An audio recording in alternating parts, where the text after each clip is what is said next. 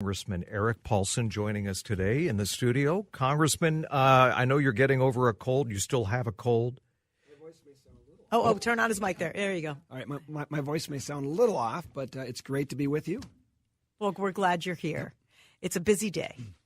All right, first we wanted to start with, we've been talking for 2 hours about a lot of things that have happened that politicians have said. Lindsey Graham said Amy Klobuchar should apologize to Brett Kavanaugh. The president last night had a rally in Mississippi where he originally, last Friday, came out and said that Christine Blasey Ford, Dr. Ford, was a credible Witness. Yeah. Thank you. Sorry, lost my words there. Right. But last night, I'm going to play this for you, Erik, okay? He said this. I had one beer. Well, do you think it was? Nope, it was one beer. Oh, good. How did you get home? I don't remember. How'd you get there? I don't remember. Where is the place? I don't remember. How many years ago was it? I don't know. I don't know. What neighborhood was it in? I don't know. Where's the house? I don't know. Upstairs, downstairs, where was it? I don't know. But I had one beer. That's the only thing I remember. So, Congressman, how do we protect the dignity of women and encourage them to come forward and tell their stories when there is sexual assault, sexual violence, while still protecting the rights of the innocent, the rule of law, no guilt by accusation? How do we thread that needle? And did the president do himself or the party any favors by those comments last night at that rally? Well, I don't think the president did himself or anyone any favors, because he was very disciplined just last week after the Senate hearing had taken place, and I think appropriately at that time had commented about Dr. Ford's very compelling testimony and Brett Kavanaugh's very compelling testimony. And it's very appropriate that the FBI investigation is going on. And I would think the president would just want to take a step back and say, let that go to its full conclusion, because senators in the end are going to have to make a determination based on the information they collect from essentially that background check, because there has not been any corroborating evidence from what I understand or have heard about. But that's what the FBI investigation is supposed to pull forward. And so hopefully that will all take place, and the senators will have a chance then to vote. If you were a senator, would you vote to confirm Brett Kavanaugh? Well, I would want to see what the details are, obviously, of the FBI investigation. If there was no corroborating evidence that came along, then I probably would, just based on what I know. And I've only seen bits and snippets of some of the testimony. Some of the senators who have been really engaged, I think, in this have been much more in tune. But this is something you have to take very seriously. You don't want to prevent anyone from coming forward and alerting to folks maybe of sexual violence, sexual abuse, sexual harassment. It should be zero tolerance. Absolutely. In your travels around the state, I've noticed, a lot of men are angry, paranoid, upset by the treatment of Judge Kavanaugh.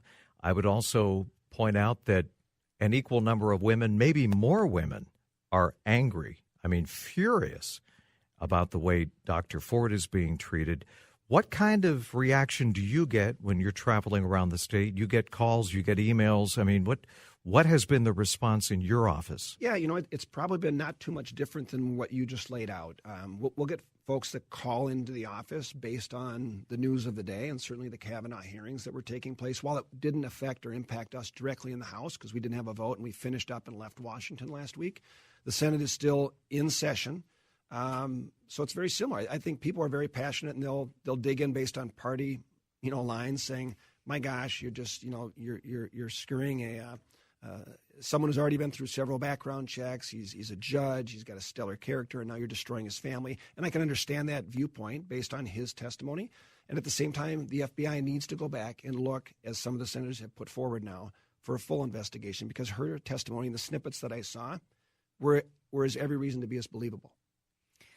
Speaking of the testimony, Amy Klobuchar, our senator, was involved in that, and she questioned, she's on the Senate Judiciary Committee, and she questioned Judge Kavanaugh on her own. And then Lindsey Graham said this on another talk show, and I'd like to know whether your response to what he's asking for. What would you do if you were accused of all these things, had your life ruined? Here's what I think. Amy Klobuchar should apologize to Judge Kavanaugh and his family for being part of a smear campaign I haven't seen in over 20 years in politics. Should Amy apologize, Erik? Well, I mean, Senator Klobuchar is going to have to determine that on her own. She has a relationship with Senator Graham, number one. I do know, or at least I think I saw the report when Brett Kavanaugh had made the accusations back to Amy Klobuchar that he came back and apologized to her. He did. Yeah. And that was appropriate because I think, and maybe he just lost his cool. He sort of snapped. I mean, he's going through this, tense time and sort of sees everyone sort of ganging up on him. And maybe that's what happened. I'm not sure, but he shouldn't have let that happen. And it was appropriate that he apologized, of course. But should Amy apologize to the judge? Not necessarily. I mean, she's performing her role as a senator, right, in doing the inquiry, and she's not the one who's in front of someone, I think, from the witness perspective or testifying. So that's not necessarily the case. But that would be up to her. I'm going to shift gears here, if I may. Oh, please, go right ahead. Yeah, hey, we got the whole hour. It's all good. Dean Phillips was in here last Monday. We spent an hour with Mr. Phillips. He's running spots on television. You may have seen them with Bigfoot, which, many people find amusing. Other people hate them. And frankly, I think most of us are sick and tired of the negative ads. It would be great if politicians would tell us what they do stand for, their vision. But unfortunately, negative ads appear to work. Otherwise, we wouldn't see them on TV and hear them on radio. But what can you point out in Dean Phillips ads that are factually incorrect, if anything? Yeah. Well, number one, I would say what's factually incorrect in terms of the whole Bigfoot premise, and I think he's trying to lay out the scenario that, Eric's not been accessible, for instance, to folks that want to communicate with him. Nothing could be further from the truth. In fact, if you look back over the last couple of years, and a year and a half in particular, this is after President Trump was elected, I've had a multitude of telephone town hall meetings, 23, individual regular town hall meetings, 3, which, by the way, presented some very uncivil behavior from Minnesotans, if you can believe it or not. But again, that comes with the territory. A lot of Congress on Your Corner events where you just come in and just meet one-on-one with people. I think that's very important.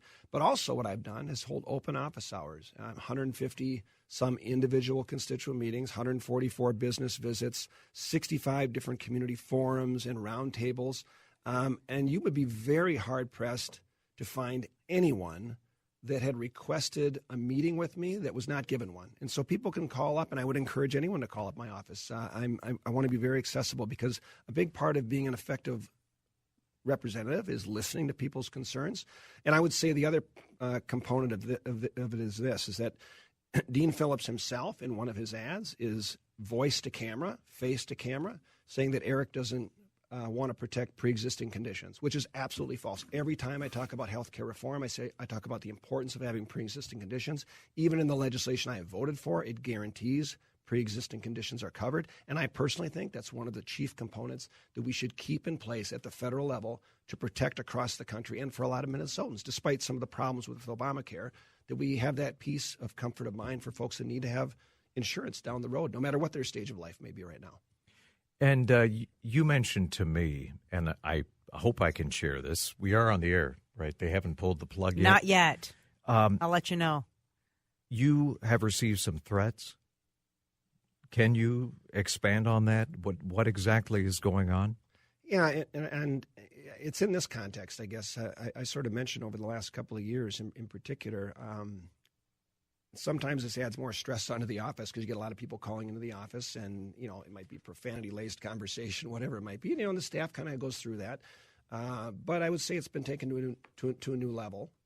We have had to refer more cases to law enforcement based on some calls that have come into the office in the last 2 years that have taken place in all of my years of public service. And then what happened last week in particular was especially troubling because it's the first time it happened in my home where a phone call came in to my house and my wife got the call, and it was someone who made a threat. I won't get into the particular threat, but it was a pretty dramatic and aggressive threat. And now my wife's in a situation where she's fearful for herself or our kids, our girls. And, of course, we had to report it to Capitol Police and the local police, and, they do additional drive-bys. And so, but nobody should have to go through that because despite some of the disagreements anyone might have, with the political party or who you represent, no matter who you are, you shouldn't have to worry about that sort of thing, right? Especially in Minnesota, you wouldn't think that would happen. So that was a little more disturbing. It kind of caught me close to home, right? Sure you want to keep this gig? Well, my wife is the one who makes that determination, actually, right? And so, I mean, look, we're a month out from the election, but, she's asked that a couple times, how much, longer do you want to do this? It's a sacrifice in the family, and anyone knows that who runs for public office and who serves. It's a challenge. But at the same time, when I'm out door knocking over the weekend, and I'll do 200 to 300 doors, every day because I love running between houses. It is very... you run between houses? I run, yeah. So that's just what I do. I jog, I go, and just keep moving. And have the police ever been alerted? I think maybe you're... Well, this is the way to sort of burn off stress, right? At the That's same time, yeah. But the empowerment you get, or the positive feedback you get, and it's not always positive feedback, but in general, it's great talking to people, and that's the best part of being at the campaign. A little like the state fair, when we were out at the state fair recently, and just getting people's thoughts, their ideas, and input on a regular basis. So. Maybe the running, you can outrun the people that are trying to make those chase you threats, down. those lunatics. I want to talk about the opioid legislation when we come back, maybe a little bit about climate change and more on your vision for your district, talk about where you hope to move things. And we want to take your calls, especially at 5:35. 5:34, we're going to open up the phone lines. We see your texts. More from Congressman Paulsen when we come back on CCO. Congressman Erik Paulsen joining Jordana and me and you, and we're going to take your calls coming up in just a few minutes. We see the text. Some important legislation. It's nice to see, and I think this is a measure, Congressman, of where we are when there is true bipartisan legislation now on anything. It can still happen. It's big news. It's breaking news. Tell us how you were involved with the opioid legislation. Is that really going to help to get us where we have to get to? This is very significant legislation. This is actually the most significant single strongest congressional response to a single drug crisis in the history of our country. And that's knowing that 197 people will die today from overdose connected to opioids in particular. And so there's a lot of measures. There were a number of initiatives very bipartisanly that passed in the House and in the Senate. It got worked out in a conference committee. The House acted last week. The Senate followed up this week. I had several provisions myself that I had authored. One in particular is geared towards seniors. And this is important because there are estimated to be at least 90,000 seniors a year that have the propensity to potentially be addicted to opioids. They have hip surgeries, lots of different surgeries. And so there are alternative pain therapies that can be provided to these patients. And part of that is making sure that Medicare and others are educating seniors on those different options rather than just a prescription pill, which can be a problem, as well as the safe disposal of a lot of medications, because we found out that teenagers that access a lot of these opioids, unfortunately, about 2/3 of them get addicted and access these drugs through the medicine cabinet. And they're usually old, they're outdated. So there's some really powerful opportunities to address resources and flows to help folks here in Minnesota. Now, correct me if I'm wrong, and I hope you do. You acknowledge that the climate is changing and that it's probably man-made. You are one of 90 bipartisan congresspeople on the Climate Caucus. How do you square that with President Trump saying that climate science is a hoax? Well, look, I don't think it's a hoax. And I think one of the benefits of having caucuses like this is that you build relationships with others on both sides of the aisle to find solutions. So that's why it's called the Climate Solutions Caucus. Right. And you marry up with one Democrat, one Republican when you join. And I think that's smart and strategic, and it keeps good ideas flowing. And one of the things we've acted upon actually involves our military. Our military has said, hey, we would like to be able to have climate change be a factor in how we're allocating resources to military bases where we may have climate change issues. And there were some in the House just, I think, 2 years ago or a year ago that wanted to prevent that conversation from happening because they were just saying, hey, it's not an issue to worry about in our military. Yet the Pentagon was telling us this is a significant factor. Members of the caucus and other of us joined together, small minority of Republicans with the large number of Democrats, to defeat some of those amendments and kind of back up our military for the most part. So we are addressing some issues, and I think it brings forward a stronger conversation on what are the next opportunities. It's 5:29, excuse me. We're in the studio with Congressman Erik Paulsen. We'll take your calls. We'll hear his reaction to what Keith Ellison said on Dave Lee's show this morning and spend the next half hour with the congressman here on CCO. It couldn't possibly exist because what is alleged didn't happen. But it has not surfaced. But it could, it couldn't. it's not possible for it to exist. That is Keith Ellison this morning on Dave Lee's show saying that the video of him pulling Karen Monahan off a bed does not exist because it never happened. So Keith spent some time with Dave this morning. Paul and I are grateful to be spending some time with Congressman Erik Paulsen today during our show. And I just want to get some reaction to some of the things that Keith said on the show. This is his response to what he thinks of the DFL investigation. Well, it's not really true. I mean, it's an independent investigation by a very well-respected attorney, Susan Ellingstadt. She talked to all witnesses, reviewed every document, and went through the information, and people can read it for themselves to determine whether they think it was a thorough and good job. But I think it was, and I answered every question that was put to me, and everybody concerned sat down and submitted themselves for an interview, and she came up with the answer that she came up with after a thorough review.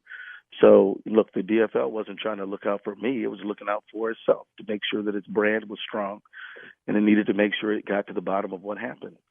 And so it did, and the allegations are unfounded. What do you think about that, Congressman?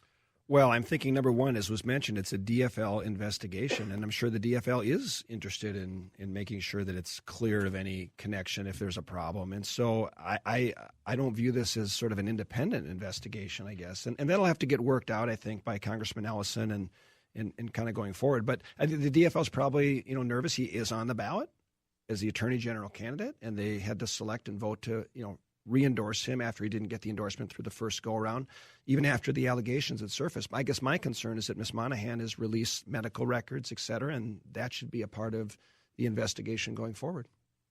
Congressman, let's take a couple of questions. Quick questions for Congressman Paulsen. Lonnie and Edina. Greetings. Congressman Paulsen, thank you for participating in forums like this show. My question has to do with attack ads and outside money. Your opponent, Dean Phillips, keeps talking about how he dislikes money in politics, but another attack ad funded by outside groups just started today on his behalf. He kind of seems like a hypocrite, don't you think? Well, this is something I hear a lot about from folks, or in terms of the number of ads and the attack ads, as you had mentioned. And I would say absolutely. Dean has made it an issue. Dean Phillips has made it an issue, saying, "Look, I'm not going to take special interest PAC money, even though I used to raise a lot of money myself for a lot of candidates who accept special interest PAC money, as he calls it." And I would just also say that these outside organizations that are essentially special interest in their own way, and I don't know what group started the ad today, but Nancy Pelosi has a super PAC.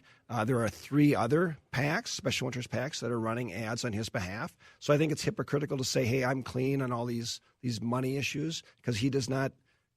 He's not at all out there criticizing the money that's coming and supporting his position. He's only there to criticize it if it might be against him. Congressman, Linda's on the phone from Minnetonka. Linda? Hi, Congressman Paulsen. Just wanted to ask you if you could explain a little bit further all the great work that you've done on Medicare. Well, thanks, Linda. The one issue I've worked on in Medicare, and this was very bipartisan, was lifting or eliminating what we call the therapy caps. And we've made Medicare stronger for those seniors who use speech therapy, physical therapy, occupational therapy. There had always been these caps, an arbitrary cap of how many dollars seniors could spend. We eliminated that this last year. Very bipartisan effort. Year after year, Congress was going through this cycle of, are they going to renew it? Are they going to get rid of it?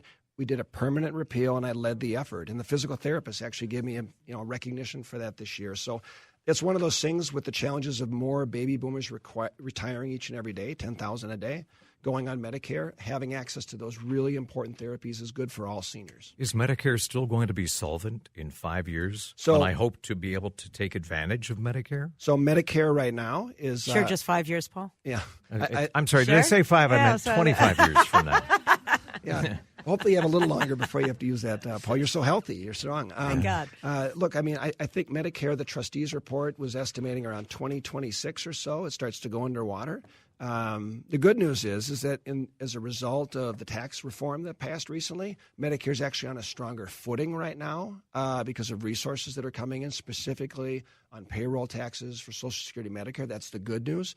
But I think other reforms are needed for chronic care management and coordinated care to make sure that it's going to be there for future generations. Could Medicare work as a model for the entire country? not as a single payer model, because if you just use it as the only model right now where the government pays the source, you're not going to be able to. It's going underwater right now by 2026. So, no, you couldn't put more people into the system or just buy into it. It would exacerbate the problem and make it worse. That would be very risky. Eric's in Minnetonka. Hey, Eric, thanks for the call. Hey, Eric. Congressman, I'm what's known as a classical liberal. I'm in the DFL, and I haven't voted for you. But first of all, I want to apologize for the treatment you got at your town halls this year. I was pretty embarrassed by some of my colleagues. But you're a trooper, so I appreciate that. And I've seen the outreach you've made to the Somali community in Eden Prairie. It's pretty commendable. My question is, it seems like you're making these outreaches to remain moderate when you're screamed names by the far right, the Mark Meadows and the Freedom Caucus as a big rhino, and you're screamed at by the progressives as a Trump-tard, all the different names. It seems like you and Colin Peterson are the only two moderates left. Is there room in the third for a progressive or a hardcore right-winger, or are you right where you need to be? Well, look, I personally, thanks for the comments, actually. You mentioned, again, as a DFL, going to town halls. But the way I look at it is this, is that it's really important to reflect and represent everyone in your district, whether they voted for you or not. And that means listening.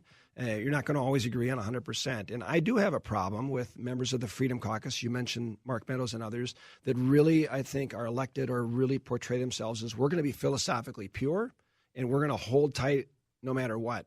And they want 100% all the time. And we've seen more of that on the progressive side as well. I think that's led to more polarization in politics, and it's probably exacerbated the feelings on social media and the outcome at these town halls, for instance, of people being frustrated and not being included. And so we need more reaching across the aisle to compromise. Compromise isn't a dirty word, I guess, in politics. Amen. When you're trying to help people. I think we can all agree that we're all anti-severe thunderstorms. There is a severe storm warning now, Congressman, for the immediate Twin Cities metro till 6:30. Winds gusting up to 60. No tornadoes, but torrential rain, some street flooding, pea-size hail. Now back to the question. There we go. All right, let's sneak this in. Michael is in Brooklyn Park. He has a question about taxes. Hi, Michael. Hi, Mr. Paulsen. I think we're all concerned with taxes, and we know that taxes are very necessary to support a lot of things in our society. But can you basically break down, basically how they're spent, I think, is the big kind of controversy. Please explain how your position differs from Dean's position on taxes. Well, Michael, thanks for calling. I would say this. We went through a significant tax reform effort just this last year, and that was the result of 6 years of hearings, 40-plus hearings, knowing that our tax code had been essentially not modernized or outdated for 31 years. And when you do tax reform once in a generation, you should really focus it on growth and growing the economy, and that's working. I think the results in 10 months have really shown the economy is booming again. I mean, for the first time in the history of our country, we have more people now.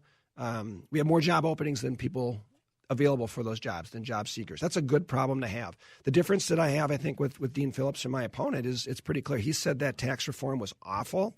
It was disgusting. It would cause a decades-long economic disaster. I don't believe that's true. I think that's on the wrong side of history, on the wrong side of results. That doesn't mean we shouldn't focus on the spending side of the ledger, which is what both parties need to do. But that's a significant difference. And I support a lot of this benefit. It went purely to the middle-income folks that deserve it and need it and are being uplifted now. What, about $3,000? Is that the right number, the average? Average across the country is about $2,000 for a family. In Minnesota, in the 3rd district, it's probably a little closer to $5,000 just based on economic situations. But that's not the case for everybody. It's different for every single person. But a lot of people that were captured on the alternative minimum tax are now not having to worry about that anymore. You don't have to calculate your taxes twice, and now you can use deductions, et cetera, that you weren't able to use before. Carrie's in Eden Prairie. Hey, Carrie, thanks for the call. Hi, thanks for taking my question. I'm very happy to have this chance to speak with you, Congressman Paulsen. My question is on health care. And we have 2 young children, and our insurance has tripled over the last decade. And just going to doctor visits and dental visits, all of it is becoming so much more expensive. And I really want to hear what you are going to do to try to make our health care more affordable. Yeah. Well, Carrie, as I think you laid out, you talk about your health care expenses tripling. This is the one area that needs absolute focus. And I don't think it should be just the battle of repeal Obamacare and replace it with something else. This needs to make sure you allow your young people to be on your parents' policy through age 26. You cover pre-existing conditions, and you don't have lifetime caps on your insurance. That's good. But at the same time, we've got to make sure we're actually helping you as a mom, as a family, who's the healthcare provider for your family, address costs, because so many people have had also their deductibles go up and they have their premiums go up. It's like they don't even have insurance. They have a card, but no insurance coverage. That's the cost side of the equation. So we need more competition. We need more transparency so you know what costs are. You need to make sure there's more expansion of healthcare savings accounts where the consumers have more skin in the game, and it's a proven method of actually lowering healthcare costs and focusing on obesity and wellness and prevention and chronic care management. So you're reimbursing your healthcare providers on the quality of care rather than the quantity of care is the direction we need to go, I think, for fundamental reform. Congressman, one of our listeners texted in a question. There seems to be a bipartisan disgust when it comes to career politicians. Do you support term limits? I don't necessarily have a problem with term limits, but I would say this, is that since I've been elected, as an example, there's 435 House members. And when I was first elected in 2008, I was number 421 out of 435, really low in the totem pole. And basically in a 4 to 6 year period of time, more than half of the House has turned over, brand new. And so I think I'm like number 179 now. So it just shows you there's been a drastic shift in just the last 6 years alone. I don't want to turn over power only to congressional staff that tend to have the longevity to stick around. I want to make sure that elected officials are accountable. And term limits could be fine, but you got to pass them as a constitutional amendment. And that means you not only have to pass it with a 2/3 vote in the House and the Senate. You can't even get 60 votes in the Senate on anything right now. But you also have to get 3/4 of the states to ratify that. I mean, from a practical standpoint. Jordana and Paul here sitting with Congressman Erik Paulsen, who's taking calls, taking texts. So, Senator, I got a tweet here from Ella that says, Paulsen voted for the Trump care health care bill that included eliminating pre-existing condition coverage. So tell us your response to that. Well, let's be very clear. The bill that I did vote on says that specifically in the bill, nothing in this act shall be construed as permitting health insurance insurers to limit access to health coverage for individuals with pre-existing conditions. Period. End of story. Okay. Congressman, mining near the boundary waters, good idea, bad idea? It seems like you're going against the grain on the GOP when it comes to protecting the boundary waters. Well, I'm going against the grain against my own party. I'm going against the president on this one. But look, there was a study that was in place to making sure we are reviewing the potential for mining and mining leases up on the boundary waters watershed. And I just think that cutting that short, as the president and the administration did recently, is wrong, because any decision should be based on science. And I'm not against mining, but this is a very specific type of mining when you have copper sulfide. It's a high risk. And look, the boundary waters, as I've always said, is Minnesota's Yellowstone. And we should be doing everything we can to protect and preserve this for future generations. And I'm very passionate about it. If you come to my Washington office, I have a canoe hanging in my office. So I really believe this, and I want to make sure that we not only enjoy it, but it's the most protected and traveled wilderness area in the entire country. We only have 30 seconds left. Is there anything that you didn't get to say here on the air with us? I mean, I would just say this. In all these times of heated dynamics in politics, I have been able to transcend the partisan divide and get important things done. It might be the medical device tax. It might be opioid legislation, fighting human trafficking, or protecting the boundary waters. And those are important issues I think you can do bipartisanly, and I'll continue to work on that if I'm given the opportunity after the election. Congressman Erik Paulsen, thank you for joining us. We hope to have you on and your opponent as well, and we'll keep the dialogue going. Thank you. Feel better. We're sharing that cold. I'll feel better. You feel better. Everybody's right? sick. What's going on? It's too early. Get some airborne, get some zinc, get whatever you need. 'Tis the season, Thanks, right? Erik. All right. Packed show today. And it will be packed tomorrow. There will be no dearth of news.